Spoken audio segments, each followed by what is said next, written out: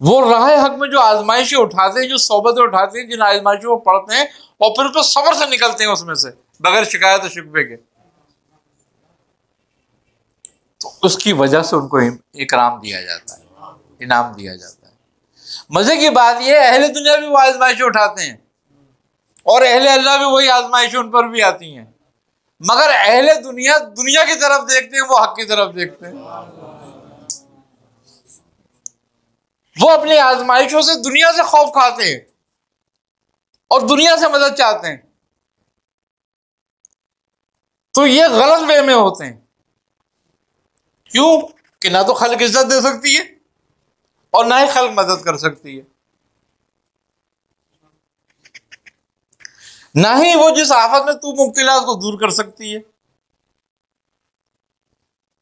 इसलिए कि जो खुद इज्जत और बेइज्जती का मोहताज है वो तुझे क्या इज्जत देगा, जो खुद मुसीबत में मुब्तला है वो तेरी मुसीबत क्या दूर करेगा।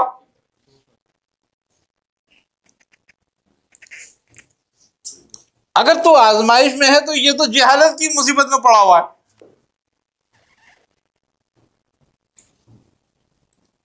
ये इज्जत और जिल्लत तुझे तेरे अमाल से देता है,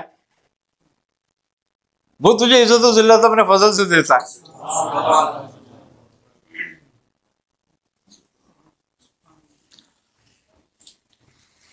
उसका तो दिया हुआ हर कुछ इनाम ही है, इनाम होता है ना। तो अहल अल्लाह जो होते हैं वो अपनी आजमाइशों को अपने रब की तरफ देखते हैं, इसलिए कहा या अय्युहल्लज़ीना आमनू व नस्तईनु बिस्सब्रि वस्सलाह इन्नल्लाह मअस-साबिरीन। तो वो आजमाइशों को दूर नहीं करते, ना दूर करने की तदबीर करते हैं, वो उस पर सब्र करते हैं और फिर रब से ही रुजू करते हैं। और वो चाहते नहीं कि ये आजमाइश दूर हो, क्यों कि अगर वो आजमाइश उन पे से दूर होती है तो रब दूर होता है, वो तो रब नजदीक है, वो तो चाहते ही है कि ये नजदीक रहे, तो इसलिए आजमाइशों में अपने आप को रखना चाहते हैं और उस पर सब्र रखते हैं। तो अहले दुनिया और अहले हक के जो मिजाज है वो मुख्तलिफ होते हैं।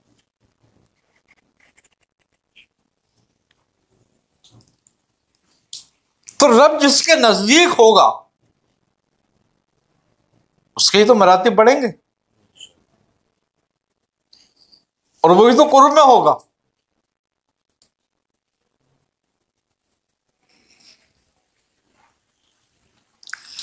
तो क्या होता है कि हमें जजा और सजा काय की होती है, फिर हमारे इरादों की।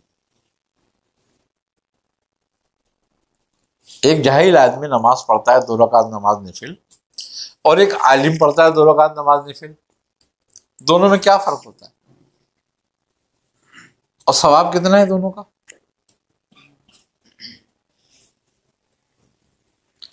आलिम की 2 रकात जाहिल की 70 से भी बेहतर है।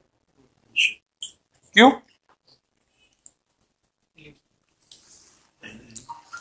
अहले इल्म है, वो जानता है 2 रकात की हकीकत को और वो वर्जिश कर रहा है बस खाली।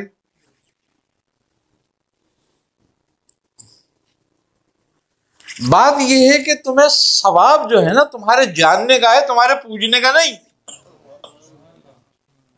तुम्हारी इबादत तुम्हारे जानने से है।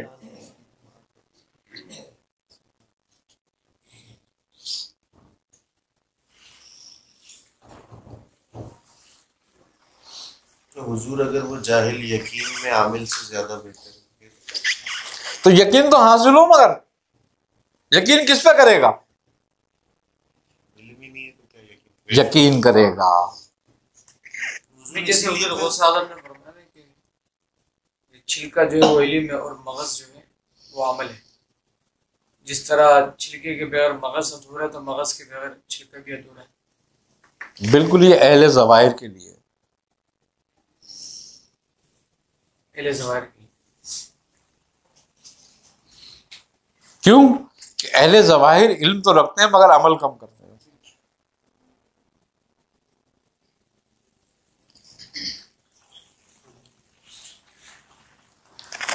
बात यह है कि रब तक पहुंचने के लिए यकीन की जरूरत है।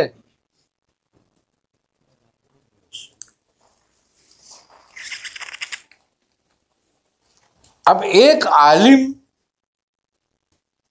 और एक सूफी, कामिल सूफी में क्या फर्क है? यकीन का फर्क है। आलिम के पास दलील है, सूफी के पास यकीन है।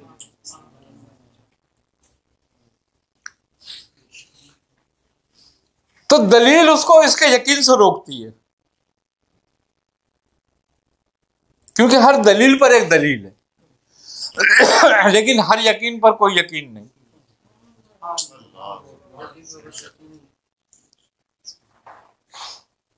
तो इसीलिए जब दलील पर दलील होती है तो वो यकीन से रोकती है, और जब यकीन से रुकता है तो वो दलील हिजाब हो जाती है। इसीलिए कहा गया कि अल इल्म हिजाबुल अकबर,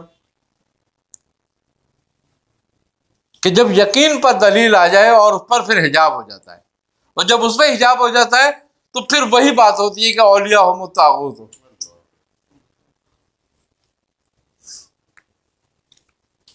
अच्छा मियां, देखो जो मेरा नूर अला ज़ुल्मात, कि फिर वो तागूत के दोस्त है।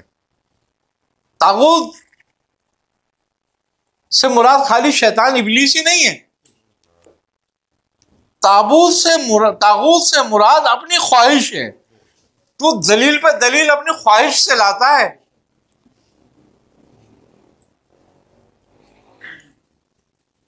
तो वो कहता है जो ख्वाहिशों के दोस्त हो जाते हैं, ख्वाहिशों के गुलाम हो जाते हैं, वो उजाले से निकल जाते हैं, फिर वो अंधेरे में चले जाते हैं। यहां पर बात आलिम और जाहिल की नहीं रह गई, यहां ख्वाहिशात की रह गई। अब इस मामले में, ख्वाहिश के मामले में आलिम और जाहिल एक हो जाते हैं अगर तफरीक ना कर सकें तो।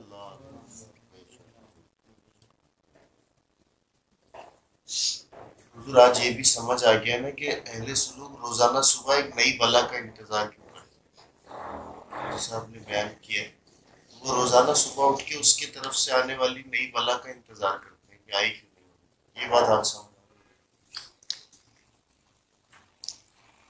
आई ना समझ में बात, कि जब तेरी ख्वाहिश